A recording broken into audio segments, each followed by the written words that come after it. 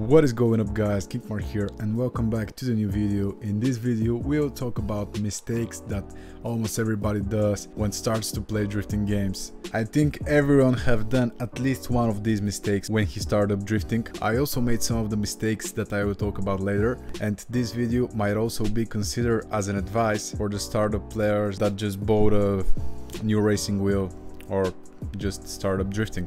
So if you're new, just keep watching because it will be very helpful. The winner from the last video's question is Yamamoto Gaming. He answered Nissan S13. Really nice car, I really love it. To be honest, it might be one of my favorites too. I also want to give a shout out to Unzap. He made the timestamps on all the answers. I can't ignore that. Shout out to you, big man. Today's question is, what type of RX-7 is this? Is it FC or FD? Don't look that I'm playing CarX Drift Racing online. These mistakes are equal to every drift game. Doesn't mean if it's Assetto Corsa or CarX or Drift 21 or even BMG. These mistakes are almost in every drift game. I'm just doing it because it felt like I need to play this game for this video, you know. Anyway, let's begin. Mistakes players make in drifting games.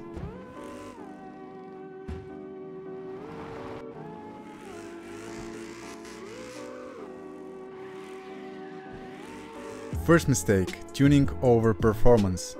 So this mistake is maybe one of the most popular ones in the game, even in the real life. Choosing tuning over performance is a really bad thing. For example, let me just remove from here 6, 1 and 5. Okay, now we have 5000. So now let's just take one car. Maybe this one. I think this one is not tuned. Okay, the car is fully stock. We have only that car. We have also 5000. I mean, we're not rich, you know, we don't have a lot of money. So here's the thing, this is what you should do. Just go to mods and buy a drift setup because it costs 2000 and you have money for that. But no, most of the guys are doing this. Body kits, like rims.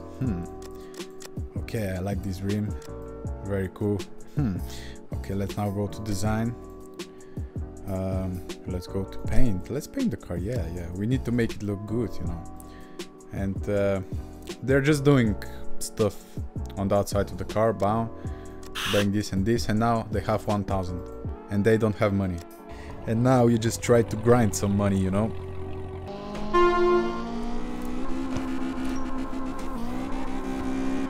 And you can make money.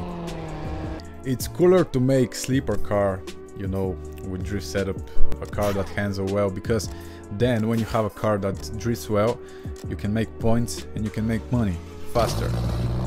So this is the mistake number one, just don't use tuning over performance. Second mistake, going straight into servers to learn tandems without learning to drift at all. Also a very common mistake, and it's so annoying. It's so annoying when people just vibing in the server, like doing tandems, trains and stuff like that, and then just a normal guy that can't drift alone at all tries to do tandems and just ruining the whole vibe and the whole train and everything. Don't be that guy. Learn to drift first and then go into the servers.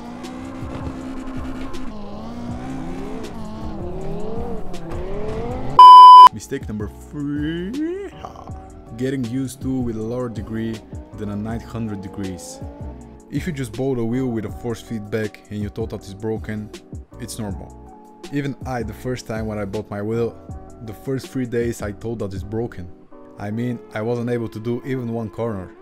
But then, after 4 or 5 days, I started to get used to, and now I'm drifting normally.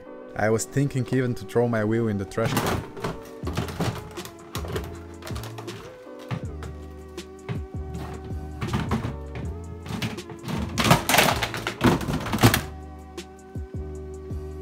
But if you still can't drift with a wheel, the practice is the secret.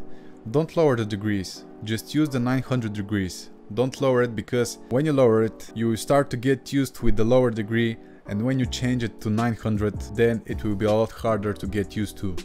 For me, it's a bit harder to drift with lower degrees than drifting with 900 degrees. So if you're new, play with 900 degrees, just practice is the thing, don't lower the degrees. Mistake number 4. Not using the right car to drift.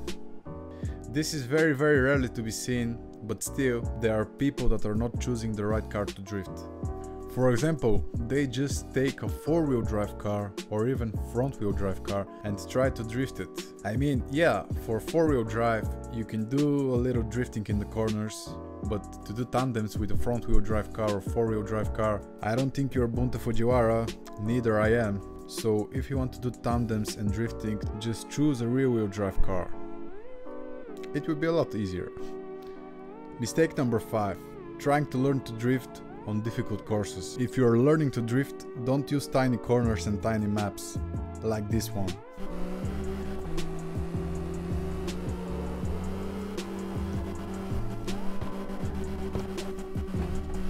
Hey, fool!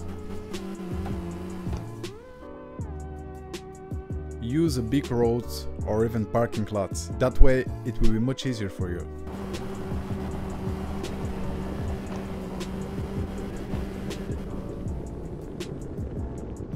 Mistake number 6. Using automatic transmission.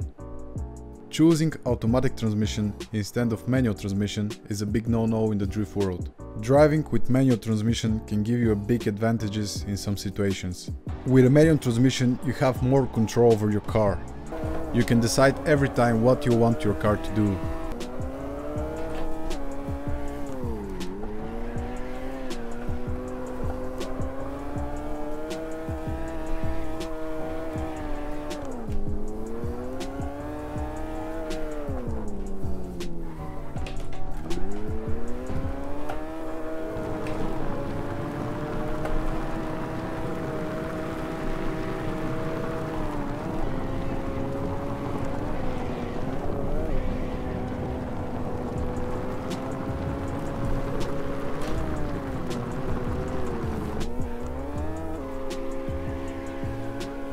With automatic transmission, you don't have that freedom.